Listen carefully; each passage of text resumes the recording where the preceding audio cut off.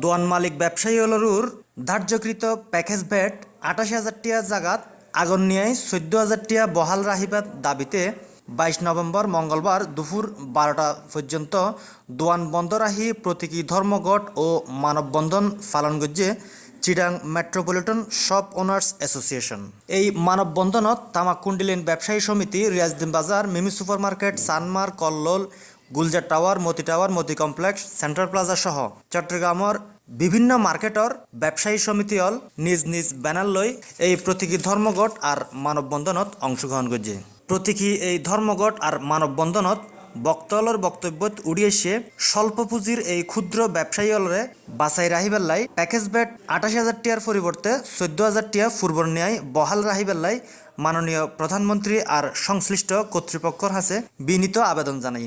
আমি যদি মাননীয় অর্থমন্ত্রীকে প্রশ্ন করি, আপনি জানেন বাজেটের আকার যদি দ্বিগুণ হয় ব্যবসায়ীরা শতভাগ ট্যাক্স বৃদ্ধি দেবে। আপনি তো বাজেট বাড়াবেন, 10 থেকে 20% বৃদ্ধি করবেন, আমাদেরকে কেন 100% ট্যাক্স বৃদ্ধি করে নেওয়ার জন্য আপনি প্রস্তাব করেছেন?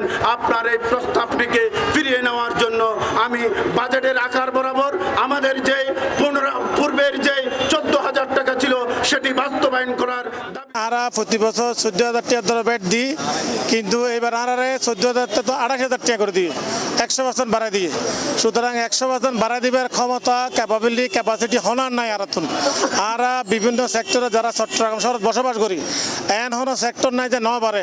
তো সুতরাং বাড়তে যদি আরো 14,০০০ টাকা যদি আরাল্লা যোগ করে দেয়, তাহলে আরাতে নিতান্ত দোয়ান দান সারিয়ে দেয় গ্রামের যাইরা আলসাজ করেন স্যার, আর কোনো হাম থাকতো না। আরা যারা ব্যাট দির ইতারা তো 14,০০০ টাকা করে আরা দিতে দেখে যারা ব্যাটের আওতা ভিতর নৌ আনে ইতারা ব্যাটের আওতা ভিতর আনিয়ে 14,০০০ টাকা করে ব্যাট লেভেলে আরা দাবি জানে। Chowdhury Rasel, C+ TV, Chittagong.